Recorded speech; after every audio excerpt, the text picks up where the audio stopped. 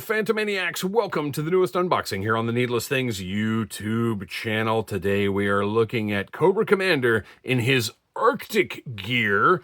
A little bit of controversy within Audible Interlude as to how they did the bottom of the jacket here. Noel does not approve. Christian and I both think it's perfectly fine. Once I get it out of the box, we'll take a closer look and see how it moves and how it looks. I wouldn't really have wanted, I certainly wouldn't have wanted a soft goods waist piece. I wouldn't have I don't know. This to me seems like how it would have been done back in the day.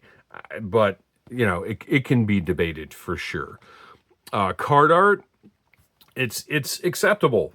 We have determined that some, if not all, of the card art likely has been generated by AI. But this, it looks okay. It doesn't look Sunbow-y at all. They didn't go in that direction, which is honestly a little weird. But whatever. It is what it is. The back is much more important to me because they actually have a cross-sell back here and a file card. So I like that. I like the sturdiness of it. It feels good. It is easy to preserve these card backs if you so desire. And then we've got, oh look, Cobra Commander comes with a Commander pistol. Not just any pistol, a Commander pistol, which I believe is the same one that the Cobra Commander from the first wave came with, or one of the ones, which is fine.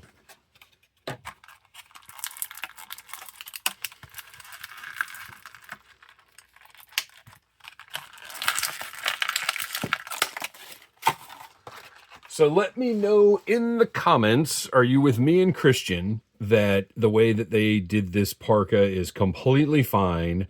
Or are you with Noel that they should have added some kind of piece over the legs? But I like one thing right here. Look at the way they did the back. So it is like sort of Kenner style where it splits. That's kind of cool.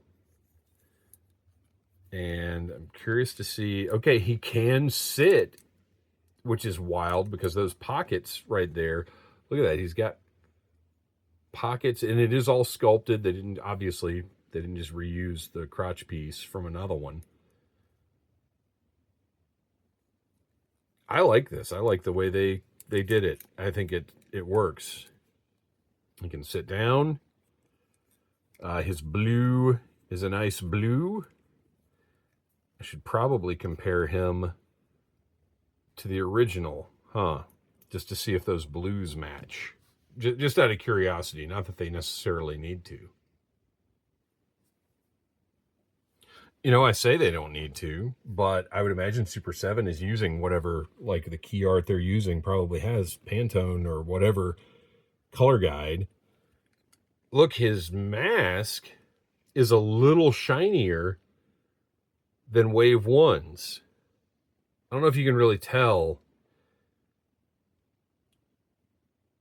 but it's a little more metallic, a little shinier looking. And I think it would be very easy. Yeah, you could absolutely swap those heads because guess what? They're the same head. So there's a little different look to the finish on his faceplate. Huh. But the blue does, it seems to completely match. So there's how those two figures measure up. Love the glossy long black gloves. He's great. He wouldn't have been I am not one who necessarily wants oh, we got to have everybody in Arctic gear. I know it's a thing. That was significant. Those environmental outfits in the cartoon were a big thing, but the ReAction Arctic bazooka they did, I was like, I'd rather just have a Sunbow looking bazooka. Now are we doing Arctic everybody, and who are we getting Arctic versions of rather than standard characters? I don't know. It's fine, and I don't mind having it, but there are other characters I would have chosen. Look, his helmet is glossier too. Look at that. His helmet is way glossier. Huh.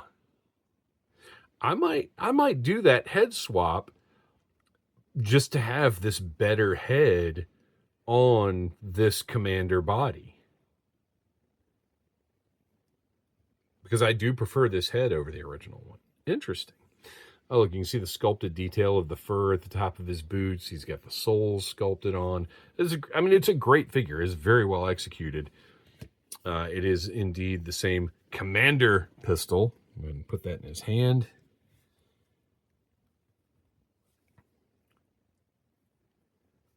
And now do something that I am starting to do with these figures just because I have it. Take a look at the G.I. Joe Field Manual. This is an incredible tome that I only in the last year or so even became aware existed. It is reference art for the G.I. Joe Sunbow cartoons, and it's just one of the coolest things I own. And I have no idea. I've said this in the other reviews. I have no idea how I missed it. Whoops, there's what we're looking for. Look at that. I don't know how I missed it in 2012 when it came out, but I did. But now I've got the first volume. The second volume is still relatively expensive, so I haven't plunged into that one yet, because this has most of what I find most interesting. So you've got all the different looks for Cobra Commander, which I love, including Bag Lady. But here is Winter Gear Cobra Commander. So we've talked about how this look maybe was from G.I. Joe the movie, from when they are in the Himalayas, but clearly it is not, because everything in this book is from the first two miniseries. Hang on, I don't know if it actually lays it out. Oh yeah, okay. So this is the first two miniseries in season 1. This art covers, and then the second volume covers season 2. And I don't know if it covers the movie or not. I would think so, but I'm not positive. But there is no volume 3.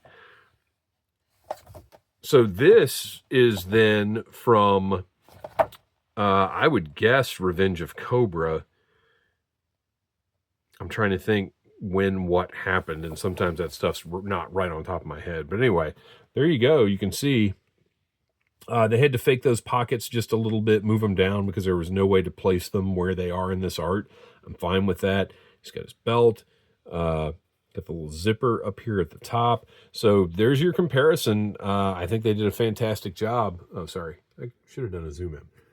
I think they did a fantastic job of translating this character to O-Ring. And as I said, I would not want an overlay piece here, but maybe you would. Let me know in the comments what you think. Is Noel right? Should it have been some kind of overlay? Or are me and Christian right? And it's perfectly good the way it is.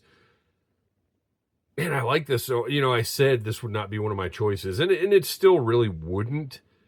But so this is, I will say this is a little weird, because they had to make a compromise with the design now that I'm looking at it. So close up, you can see the parka kind of opens right here, but then this, the way that this is cut, this middle part right here really should be blue, which doesn't match this look. I think what they probably should have done, I'm not sure how they should have handled that, to be honest. I mean, it looks fine. It took me until the end of this review to even notice that that was the case. I don't know, maybe you just don't even maybe you just extend that seam all the way down, and it just is what it is. Maybe that would have been better, because now it feels like something is, like, this feels like it shouldn't be gray. Whereas if the zipper just went all the way down to the bottom of that crotch piece, you probably wouldn't question it, right? I don't know. Let me know, again, in the comments, let me know what you think. Should that zipper have just gone all the way down, and then it would look a little better, because we wouldn't be left questioning, like, what is going on here? So there you go.